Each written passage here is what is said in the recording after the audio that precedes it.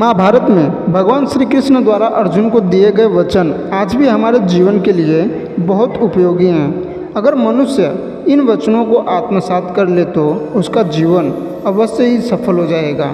आज हम यहाँ ऐसे ही 15 अनमोल वचनों के बारे में जानेंगे।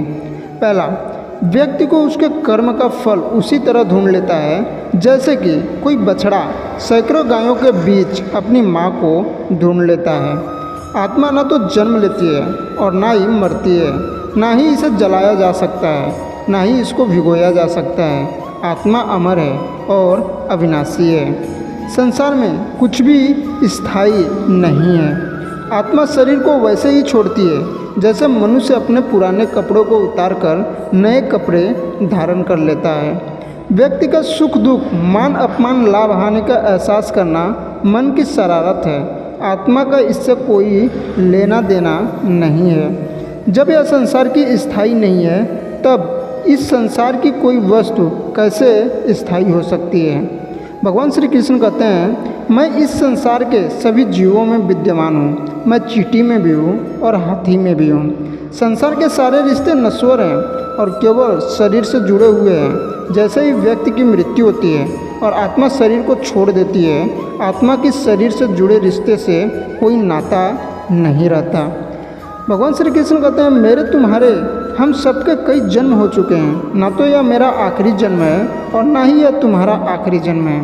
वर्तमान परिस्थितियों में जो तुम्हारा कर्तव्य है वही तुम्हारा सच्चा धर्म है। भगवान श्री कृष्ण कहते हैं, मैं किसी व्यक्ति के भाग्य का निर्माण नहीं करता और न ही किसी को कर्म फल देता हूँ। व्यक्ति या जीव के कर्म ही उसके भाग्य का निर्माण करते हैं। क्रोध मनुष्य का सबसे बड़ा शत्रु होता है।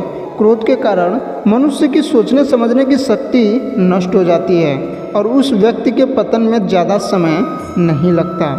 मनुष्य कर्म करने से कभी छुटकारा नहीं पा सकता है। इसीलिए हमें हमेशा कर्म करते रहना चाहिए, क्योंकि कर्म के बिना हमारे शरीर का निर्वाह नहीं हो सकता।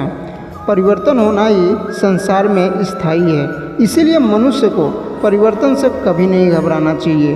मनुष्य का अपने मन को नियंत्रित रखना किसी घोड़े के नवजात शिशु को नियंत्रित में रखने जितना कठिन कार्य होता है। इंद्रियों के वश में होने से मनुष्य के जीवन में केवल विकार और परेशानियां ही आती है। मनुष्य के जीवन में सुख दुख का आना जाना सर्दी और गर्मी के आने जाने के समान है। इसीलिए हमें इन्हें सहन करना सीखना होगा। निर्मलता ईश्वर देता है, लेकिन मर्यादा मनुष्य का मन स्वयं निर्माण करता है। जीवन में मनुष्य को अपनी वाणी को संयम में रखना चाहिए, क्योंकि वाणी से दिए हुए घाव कभी भी भरे नहीं जा सकते। आशा करता हूँ कि आपको ये वीडियो पसंद आया रहेगा। पसंद आया रहेगा तो कमेंट करके ज़रूर बताएं और चैनल में नए हो तो चैनल को सब्सक्राइब कर लें और बेल आइकन को प्रेस करके ऑल पे क्लिक कर लें। बोलो जय श्री कृष्णा।